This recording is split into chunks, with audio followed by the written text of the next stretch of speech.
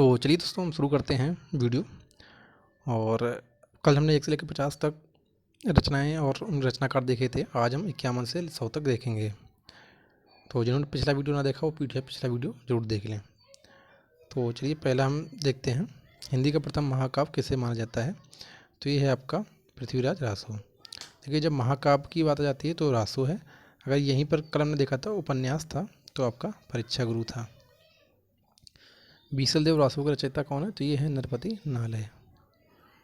चंद्रायन किसकी कृति है, तो ये है मुल्ला दाऊद की। ये देखिए सारे क्वेश्चन आपके आए हुए हैं, ऐसा नहीं है कि कोई भी क्वेश्चन इंपॉर्टेंट ना हो।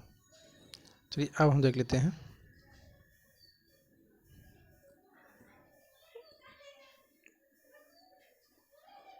आगे। अब क्वेश्चन है आपका, इनमें से कौन सी रचना जायसी की है। तो जायसी की आपकी कौन सी है, पद्मावत। अगर आपने पिक्चर देखी होगी पद्मावती वायती रणवीर सिंह की, वही पद्मावती किताब में लिखी गई थी, उसको जायसी ने लिखा था। फिर कौन सी रचना आधुनिक काल का राम काव्य है। आधुनिक काल का राम काव्य जो है वो है आपका साकेत, और ये लिखा था जयशंकर प्रसाद ने। ये इंपॉर्टेंट है, आता है आपका पेपरों में। फिर है इनमें से कौन सी रचना तुलसी की नहीं है। तो तुलसी की कौन सी रचना नहीं है, देखिए तो जो विनय पत्रिका है वो तो है, और दोहावली भी है, भव्य रामायण भी है, लेकिन रामचंद्र का की रचना नहीं है। इनमें से कौन सी रचना केसो की है। केसो की कौन सी रचना है, तो केसो की रचना है कविप्रिया। सूरदास की रचना कौन सी नहीं है, तो सूरदास की तो 3 ये बहुत फेमस हैं, सुरसागर, साहित्य लहरी और सुर सरावली। उर्दू शतक केवल इनकी नहीं है।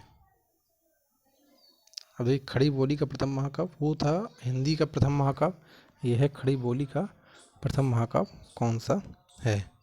तो ये जो अंतर है ना, ये आप जरूर याद रखिएगा। तो ये है आपका, तो ये आपका हो जाएगा प्रिय प्रवास हो जाएगा आपका प्रथम महाकाव्य खड़ी बोली का। फिर है भारत भारती के रचयिता कौन है। तो भारत भारती रचयिता हो जाएंगे आपके मैथिली शरण गुप्त।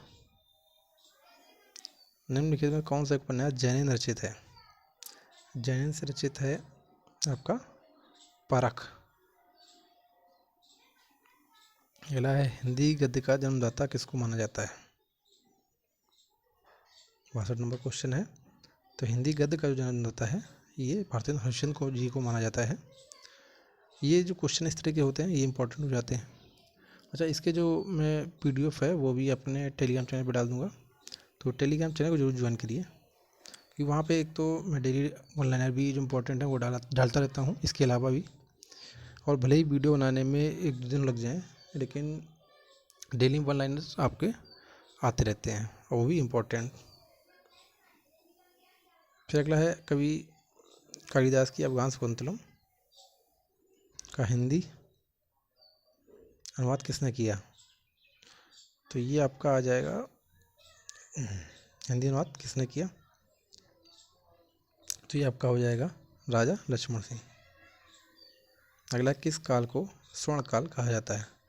अब जब भक्ति से अच्छा तो कोई होगा नहीं, तो भक्ति काल ही स्वर्ण काल मानी जाती है। सूरदास के गुरु कौन थे। सूरदास के गुरु थे वल्लभाचार्य। ये काफ़ी इंपॉर्टेंट क्वेश्चन है, बहुत बार कुछ पेपरों में आया हुआ है। फिर है कामायनी किस प्रकार का ग्रंथ है। तो जो कामायनी है वो एक तरीके का महाकाव्य है, और इसके रचयिता भी पूछे जाते हैं, जयशंकर प्रसाद हैं इसके रचयिता। अगला है गागर में सागर भरने का कार्य किस कवि ने किया है। तो ये आपका किया है बिहारी जी ने, गागर में सागर बनने का कार्य इन्होंने लिखा है बिहारी सतसई। और आगे देख लेते हैं।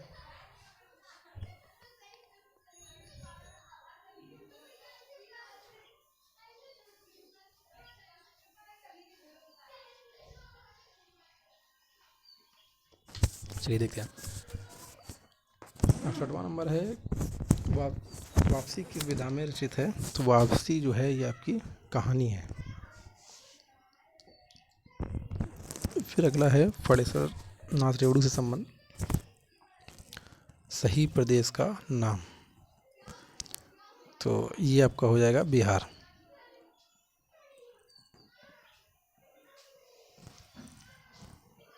फिर है विद्यापति की पदावली की भाषा क्या है? तो ये आपकी हो जाएगी मैथिली। अच्छा, जिन्होंने हमारे चैनल को सब्सक्राइब नहीं किया वो सब्सक्राइब कर लें, और बाकी वीडियो ना पसंद आए तो कमेंट करके ज़रूर बताएं कि अभी इसमें क्या सही करने की ज़रूरत है। किनको उग्र कहते थे? तो ये हैं आपके पांडे बेचन शर्मा। बिहारी किस राजा के दरबारी कवि थे? तो ये राजा जयसिंह के दरबारी कवि थे बिहारी। शेष कादम्बरी के रचयिता? तो आपको मालूम होगा शेष कादम्बरी के रचयिता थे आपके अलका सरावगी। ये जितना कट रहा है वो आपको जो PDF मिलेगा उसमें सही से मिल जाएगा। देखिए शेष कादम्बरी है तो हैं अलका सरावगी।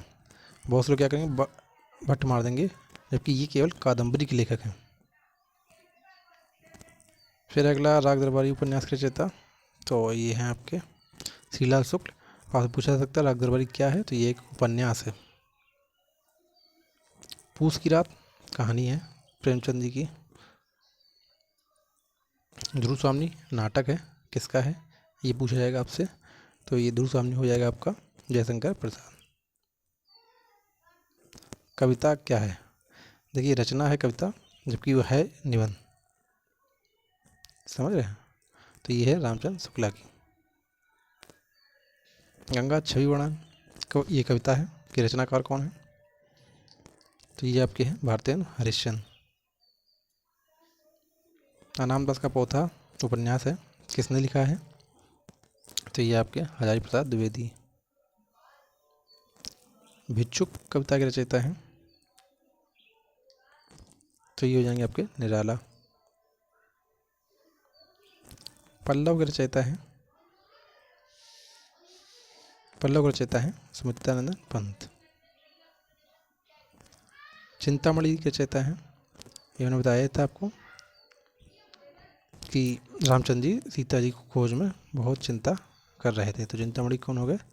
रामचंद्र शुक्ल।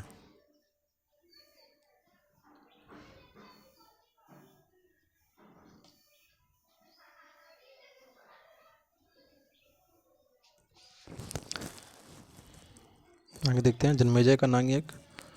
तो ये हो जाएंगे आपके जयशंकर प्रसाद। हम दीवानों की हस्ती है, आज यहाँ कल वहाँ चले, मस्ती का आलम साथ चला, हम धूल उड़ाते वहाँ चले। ये किसकी कविता है? तो ये है भगवती चरण वर्मा की। अगला है निम्न में किसने अपनी आत्मकथा हिंदी में किसने लिखी? हिंदी में अपनी आत्मकथा लिखी है राजेंद्र प्रसाद ने। अबला जीवनी है तेरी हमारी यही कहानी, आंचल में दूध आँखों में पानी। तो ये यशोदा जी की कविता है,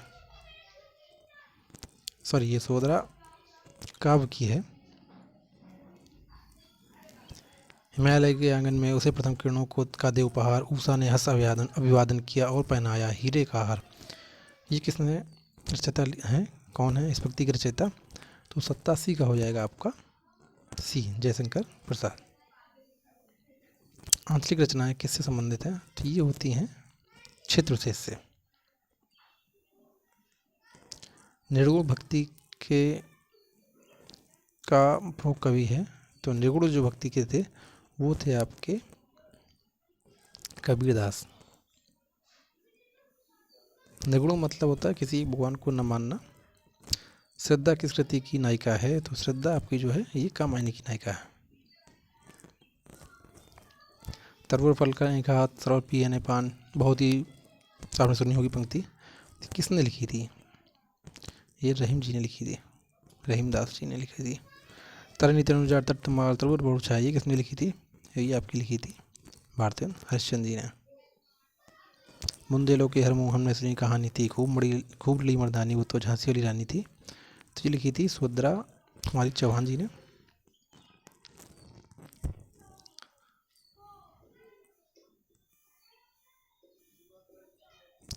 मुझे तोड़ देना वनमाली उस पथ पर देना फेंक, माथु पी पर शीश चढ़ाने जिस पथ पर जावे वीर अनेक।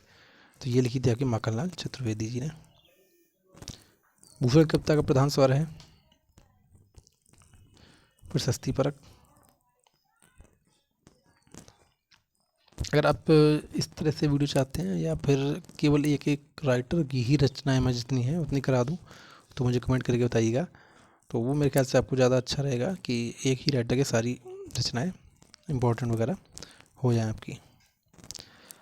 अपभ्रंश में कृष्ण काव्य के प्रणेता हैं, तो ये हैं आपके पुष्पदंत। प्रथम सूफी प्रेमाख्यान काव्य के रचयिता हैं, तो ये आपके मुल्ला दाऊद। हिंदी के प्रथम गद्यकार, तो ये आपके हैं लल्लू लाल। हिंदी में सर्वप्रथम प्रकाशित पत्र का नाम उदंत मार्तंड। छायावाद के प्रवर्तक का नाम ये आपके जयशंकर प्रसाद। तो दोस्तों ये थे हमारा आज का वीडियो आपको कैसा लगा, पसंद आया है तो शेयर जरूर करिएगा, चैनल को सब्सक्राइब जरूर करिएगा। धन्यवाद।